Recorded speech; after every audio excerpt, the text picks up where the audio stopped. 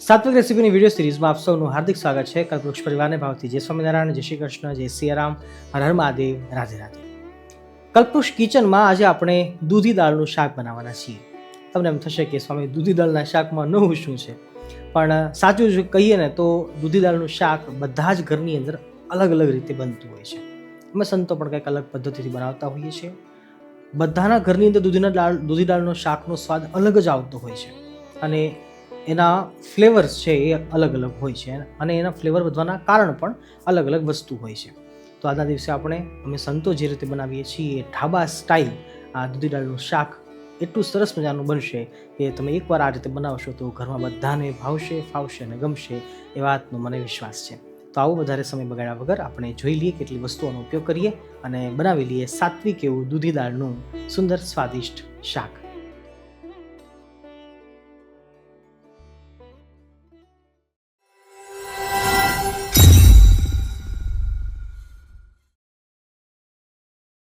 પ્રિયજનો, આજે આપણે જે દૂધી અને દાળનું શાક બનાવવાના છે એની અંદર બહુ ઓછી વસ્તુઓની જરૂર પડશે.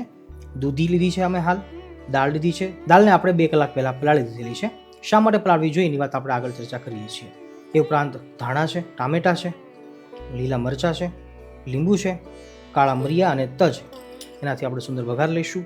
જેટલા મહત્ત્વના ખડા મસાલાઓ છે એટલા જ મહત્ત્વના તલ પણ છે. દૂધીના શાકની અંદર તલ મહત્ત્વનો ભાગ ભજવે છે અને લસણ નથી નાખતા એટલે આપણે એના જગ્યા પર આદુનો ઉપયોગ કરીશું. બસ આટલી વસ્તુનો ઉપયોગ કરીને આપણે સુંદર સ્વાદિષ્ટ શાક બનાવી લઈએ.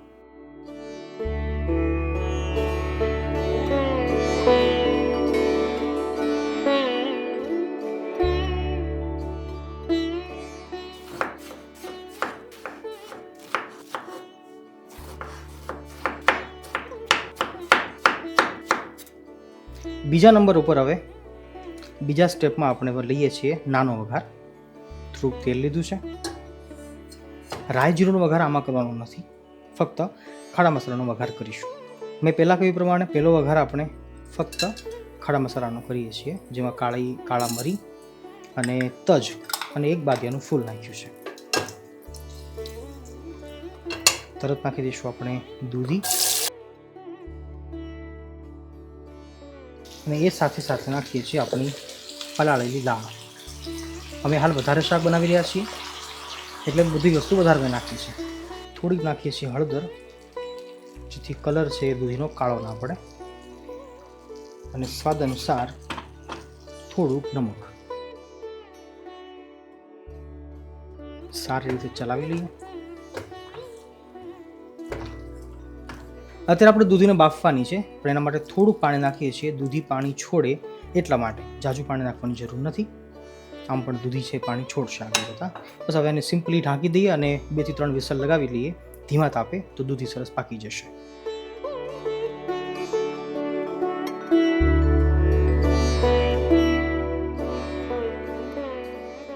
દૂધી અને દાળનું શાક બનાવતી વખતે પહેલી મિસ્ટેક લોકો કરતા એ હોય છે, ઘણા લોકો, કે દાળને દૂધીની સાથે જ બાફવા માટે મૂકી દે. ઘણા લોકો તો ફક્ત એક જ વઘાર લે, પહેલી વારમાં દૂધીની દાળ બંને બધું નાખી દે, બાફી નાખે, વઘાર લઈને પૂરું. પણ ના, દાળને હંમેશને માટે અડધો કલાક, પોણો કલાક, કલાકથી વધારે રહે તો વધારે સારું. પણ દાળને પહેલાં જ પલાળવી જોઈએ, જેનાથી થશે શું કે દાળ છે એ પોચી થઈ જશે. એ વખતે નખ મારીશું તો તરત જ એ દાણો છે તૂટી જશે પલાળ્યા પછી જોઈએ તો. અને પછી જ્યારે દૂધી સાથે નાખીશું તો બંનેની પાકવાની પ્રોસેસ છે તો સેમ થશે. બાકી દાળ છે અને પાકતા વાર લાગે છે, દૂધી છે પહેલાં પાકી જતી હોય છે, બફાઈ જતી હોય છે.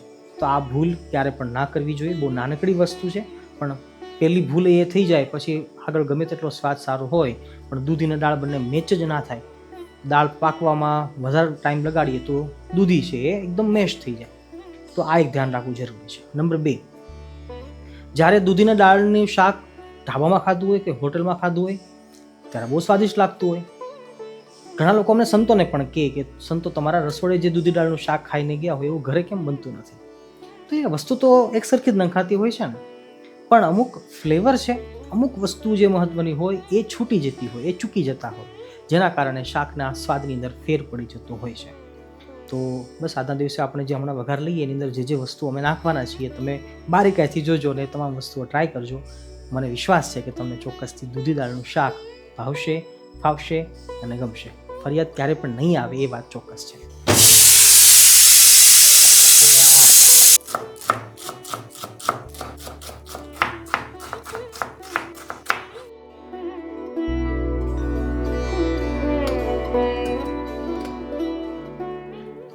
જુઓ, આપણું સરસ દૂધીને દાળ બફાઈ ગયા છે. દાણા બી આખા દેખાય છે અને દૂધી બી આખી દેખાય છે. હવે લઈએ છીએ આપણે ફાઇનલ વઘાર, બીજો તડકો. એક વ્યક્તિ દીઠ 1 ચમચી તેલ આપણે ગણી શકીએ. હું હાલ 7 થી 8 વ્યક્તિ માટે બનાવું છું, એટલે 7 થી 8 ચમચી તેલ લઉં છું. દૂધી દાળના શાકની અંદર તેલ થોડુંક વધારે હોય છે.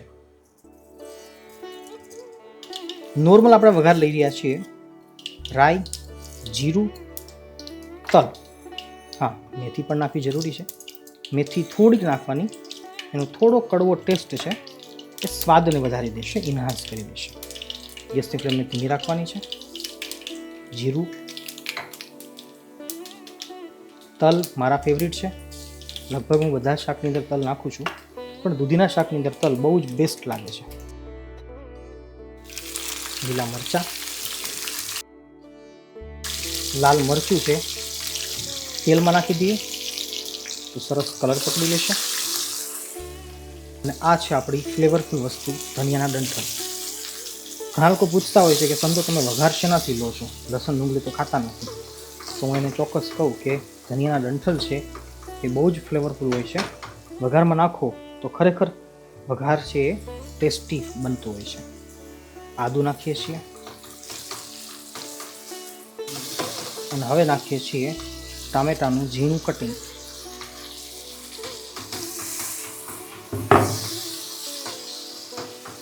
થોડોક નાખીએ છીએ આપણે ચણાનો લોટ, અડધી ચમચી આસપાસ. એનાથી વઘાર છે એકદમ ઘાટો બનશે અને એની સુગંધ પણ બહુ સરસ આવશે. ફક્ત 2 મિનિટ માટે ઢાંકી દઈએ. ટામેટા પાકી જશે પછી આપણે નાખીશું દૂધી. 2 મિનિટ પછી જોઈએ છીએ તો આપણા ટામેટા સરસ પાકી ગયા છે. અને હવે આ સ્ટેજ ઉપર ટામેટા પૂરતું, મતલબ આ ગ્રેવી પૂરતું જ આપણે નમક નાખીએ છીએ, કારણ કે દૂધીમાં બાફતી વખતે આપણે નમક નાખ્યું છે. એમ છતાં આપણે શંકા જાય તો આ સ્ટેપ ઉપર દૂધીને આપણે થોડીક ચાખી લેવાની. Look at this. થોડીક હળદર નાખી દઈએ અને પછી હવે તૈયાર છે દૂધી. પાણી કાઢ્યા વગર જ આપણે નાખી દેવાનું છે. બોલો ઘનશ્યામ મહારાજની જય. સારી રીતે ચલાવી દઈએ હળવા હાથે.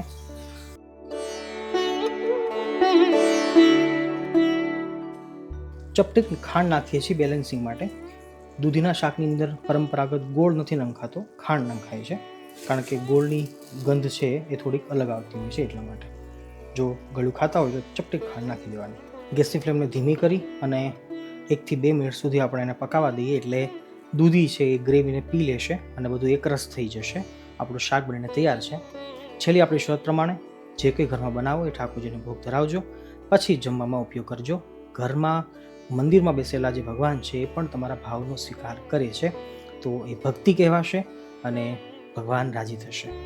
મળીએ છીએ ફરીવાર નવી એક રેસીપી સાથે. ત્યાં સુધી સૌ ભક્તોને જય સ્વામિનારાયણ, જય શ્રી કૃષ્ણ, જય સિયારામ, હર હર મહાદેવ, રાધે રાધે, હરિ બોલ.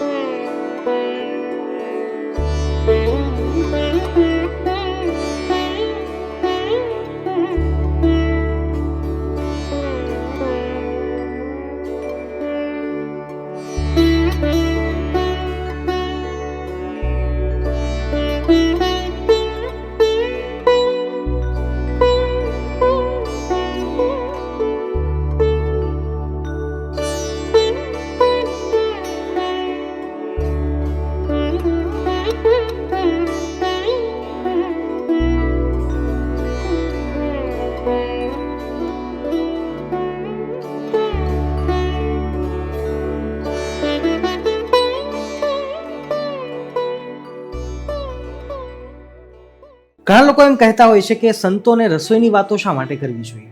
સાધુ સંતો, સંન્યાસી, એમને ખાવાની ચર્ચા શું અયોગ્ય છે? પણ હું તમને પ્રશ્ન પૂછું કે જો સંતો જ સાત્વિક જીવનની વાતો નહીં કરે તો પછી કોણ કરશે? અને જો આજે સાચું ખાવું શું એ કોઈ નહીં સમજાવે તો સમાજ કઈ દિશામાં આગળ વધશે એ તમે કદાચ અંદાજ પણ નહીં લગાવી શકો. સંતોનો ધર્મ માત્ર ભજન કીર્તન એ અત્યાધિક કરવાનું નથી, પણ સમાજને સાચી દિશા બતાવવી એ એમનું કામ છે. આજે લોકો શું ખાઈ રહ્યા છે તમે જો તો ખરા. બહારનું જંક ફૂડ, પેકેજડ વસ્તુઓ, કેમિકલ્સ ભરેલા ખોરાકો જેમાં સ્વાદ છે પણ સ્વાસ્થ્ય નથી. અને એના કારણે થઈ શું રહ્યું છે ખબર છે? શરીર બીમાર થઈ રહ્યા છે, મન બધાના ચીડચીડા બની રહ્યા છે અને જીવનમાં અશાંતિ દિન પ્રતિદિન વધતી જાય છે. શાસ્ત્રોમાં સ્પષ્ટ લખ્યું છે કે જેવો આહાર એવા જ વિચારો. તો જો આહાર અશુદ્ધ હશે તો વિચાર પણ અશુદ્ધ બનવાના જ છે. અને જો વિચાર અશુદ્ધ થઈ જાય તો પછી જીવનની દિશા પણ બગડી જ જાય. અને એટલા માટે જ સંતો જ્યારે સાત્વિક આહાર કરવાની વાત કરે છે તો એ માત્ર રસોઈ શીખવાડતા નથી, પરંતુ એ જીવન સુધારવાની એક દિશા બતાવી રહ્યા છે આજના યુવાનોને.